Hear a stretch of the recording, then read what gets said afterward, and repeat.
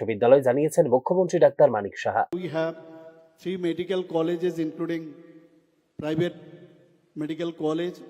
We have 1 dental college, BSc nursing college, then pharmacology college, and more this A&M, JNM institutions. We have 28 general degree college, 6 polytechnic college, 5 professional college, and 1 degree technical college, that is TIT, which we are going to make it university also. We have planned and hopefully we'll do it. We have 1 NIT, NFSU, National Forensic Science University, Agriculture College, Veterinary College, then Central Sanskrit University. And we have private university too. There are so many private universities. They are also in pipeline, and hopefully they also will be getting the opportunity to set up their university in Tripura. Dhammandipa International Buddhist University we have, then Aryabhat International Universities, and Mata Tripura Sundari Open University. The future of India and of Tripura rests on your soldiers. You are the innovators, leaders and builders of tomorrow. Embrace every challenge as opportunity for growth and stay curious and continue your pursuit of excellence. 2023 সালে ত্রিপুরায় যাত্রা শুরু করে techno India university. তবে techno college of engineering Agartala শাখা 2014 সালে যাত্রা শুরু করে রাজ্যে। বর্তমানে টেকনো ইন্ডিয়া ইউনিভার্সিটি ত্রিপুরা এবং টেকনো কলেজ অফ ইঞ্জিনিয়ারিং আগরতলায় এই দুটি শিক্ষা প্রতিষ্ঠানে মোট ছাত্রছাত্রীর সংখ্যা 2800 জন। আগামী কিছুদিনের মধ্যে ডিজিটাল মার্কেটিং এ স্নাতক এবং মাইক্রোবায়োলজি শাখায় স্নাতকোত্তর পাঠ্যক্রম চালু করার পরিকল্পনা নিয়েছে টেকনো ইন্ডিয়া ইউনিভার্সিটি ত্রিপুরা শাখা। ব্যুরো রিপোর্ট, নিউজ নাও। খোয়াই থানার পূর্ব রামচন্দ্রঘাট এলাকায় সাপের কামড়ে প্রথম শ্রেণীর ছাত্রী জোনাকি দেবের মৃত্যু চরম শোক ও ক্ষোভের সৃষ্টি করেছে স্থানীয় মহলে। গৃহশিক্ষিকার বাড়িতে পড়তে গিয়ে ঘটে এই মর্মান্তিক ঘটনা। প্রতিদিনের মতো পাড়ার এক গৃহশিক্ষিকার বাড়িতে পড়তে যায় জোনাকি। কিছুক্ষণ পর প্রাকৃতিক কাজ সারতে বাইরে বের হলে আচমকা একটি বিষধর সাপ কামড় দেয় তার পায়ে। কামড়ের পরপরই জোনাকি ঘোর অস্থির অবস্থায় পড়ে গেলে ঘটনাটি উপলব্ধি করে দ্রুত তার পরিবারকে খবর দেন গৃহশিক্ষিকা। অবস্থার অবনতি হওয়ায় প্রথমে খোয়াই চেবড়ি প্রাথমিক স্বাস্থ্য কেন্দ্রে নিয়ে যাওয়া হয় জোনাকিকে। সেখান থেকে প্রাথমিক চিকিৎসার পর তাকে দ্রুত রেফার করা হয় খোয়াই জেলা হাসপাতালে। কিন্তু জেলা হাসপাতালে পৌঁছানো মাত্রই তাকে মৃত বলে ঘোষণা করেন কর্তব্যরত চিকিৎসকেরা। কোন সময় গেছিল পড়াতে? মনে গেছে আর কামড় দিছে কোন সময়? মানে বাড়ি থেকে মানে যাইতে রাস্তাতে? আমি রাস্তাতে না, আমি কোথাও থাকতাম না, আমি তো বাড়িতে না, আমি আর বাড়িতে রামনগর, আমার বাড়িতে না। দেখছো না কিছু না? না পড়াত গেছিল, মাস্টার লোকে গেছে না, জানে না। স্যার উজড় যাওয়ার আপনারা জানা মতে ও গেছে না। এই ঘটনাকে কেন্দ্র করে প্রশ্ন উঠছে গ্রামীণ স্বাস্থ্য পরিষেবার বিষয়টি নিয়ে। গ্রামীণ অঞ্চলে সাপের কামড়ের জন্য জরুরি ব্যবস্থা যথেষ্ট নয় কেন, তা নিয়ে উঠছে প্রশ্ন। প্রাথমিক স্বাস্থ্য কেন্দ্রে পর্যাপ্ত অ্যান্টিভেনাম বা অভিজ্ঞ জনবল থাকার দুর্বলতার বিষয়টিও এই ক্ষেত্রে উঠে এসেছে সামনে। জরুরিকালীন পরিস্থিতিতে অ্যাম্বুলেন্স পরিষেবা সময় মতো না পাওয়ায় জীবন দ্বীপ নিভে যায় জোনাকির। এই ক্ষেত্রে গ্রামীণ বা আধা শহুরে এলাকায় অ্যাম্বুলেন্স সাড়া দেওয়ার গতি কার্যকর নয় কেন, প্রশ্ন উঠছে তা নিয়েও।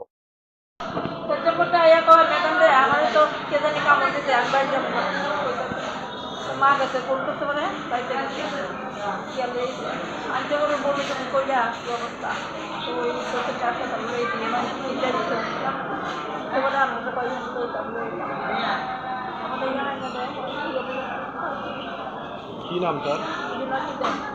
কোন ক্লাসে পড়তো? কোন স্কুলে? কোন জায়গায়? প্রথম কি চেপি হাসপাতালে নিয়েছিলেন? ওইখান থেকে কয় হাসপাতালে গেলেন?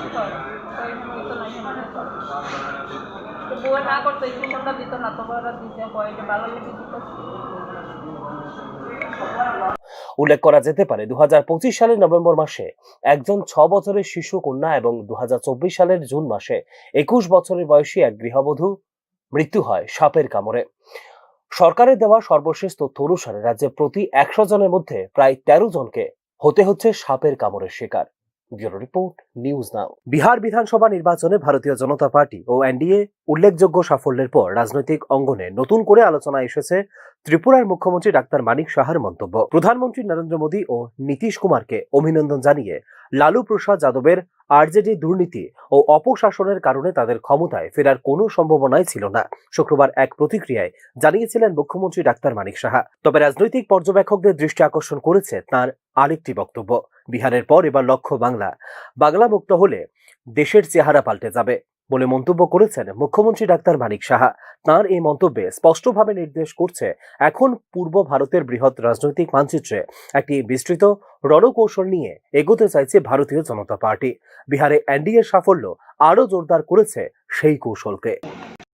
मेरा पास जो अभी तक खबर है कि जहाँ मैं गया था, आपको याद होगा जो चंपारण में, वहाँ पर 3 विधानसभा में मैंने किया था। तीनों में मैंने सुना, तीनों में आगे बढ़े हुए हैं। तो टिप ऑफ द आइसबर्ग वो समझ जाते हैं क्या होने वाला है। और मैं बधाई देना चाहता हूँ सबसे पहले माननीय प्रधानमंत्री जी को और नीतीश जी को, जिस तरह पूरा टीम हमारा जो सर्वभारतीय साहब, होम मिनिस्टर साहब को, जिस तरह सब मिलके इतना अच्छा काम किया। वहाँ तो चलेगा नहीं है इस तरह।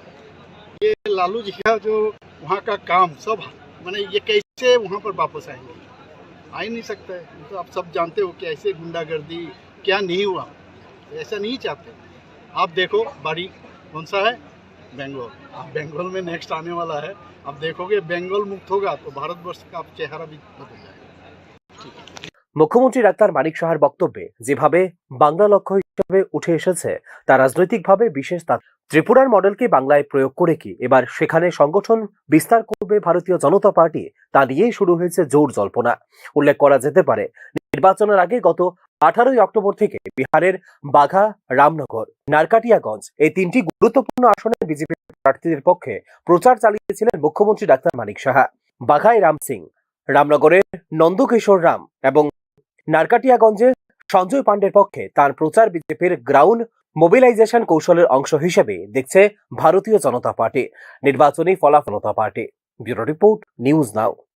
টেকনো ইন্ডিয়া ইউনিভার্সিটি ত্রিপুরা শাখার অবকাঠামো এবং সহযোগী সুবিধাগুলির আনুষ্ঠানিক উদ্বোধন এবং ভিত্তিপ্রস্তর স্থাপন হলো শুক্রবার। এই দিনের অনুষ্ঠানে উপস্থিত ছিলেন মুখ্যমন্ত্রী ডাক্তার মানিক সাহা। রাজ্যে তৈরি হচ্ছে শিক্ষা হাব। এই ক্ষেত্রে গুরুত্ব দেওয়া হচ্ছে উচ্চশিক্ষায়। অবকাঠামো উন্নয়নের পাশাপাশি গুরুত্ব দেওয়া হচ্ছে ফ্যাকাল্টি নিয়োগে। দক্ষতা, বিজ্ঞান, প্রযুক্তি, আইন এবং সামাজিক বিষয়গুলিতে নিজেকে যুক্ত করছে রাজ্যের ছাত্রছাত্রীরা বলে অনুষ্ঠানে জানিয়েছেন মুখ্যমন্ত্রী doctor Manik Saha. The government of Tripura is committed to enhancing the higher education ecosystems in the state. Our vision is to make Tripura a leading hub. Already our honorable minister already have spoken about it, leading hub for the educational excellence in the Northeast. We are working towards creating a robust infrastructure, improving faculty quality, and ensuring greater access to educational resources for all students. Our policies and initiatives are aimed at creating an environment where students can thrive, learn, and build a future that is not only fulfilling for them personally, but also contribute to the development of our state and nation. The education system must connect with the needs of industry, research, innovation, and community development. We are proud to see that our educational institutions are increasingly involving students in diverse activities such as scientific research, skill development workshops, legal awareness campaigns, and community outreach programs. These initiatives enrich the academic experience and prepare students for the complexities of the real world. Tripura is undergoing a transformation. Over the past few years, we have seen rapid infrastructure development, then expanding connectivity and new opportunities emerging for the youth. Our government is committed. রাজ্যে বর্তমানে রয়েছে 3টি medical college, রয়েছে একটি dental college, রয়েছে nursing college, এছাড়াও রয়েছে 28টি সাধারণ ডিগ্রি কলেজ, 6টি পলিটেকনিক কলেজ, রয়েছে এনআইটি NFSEO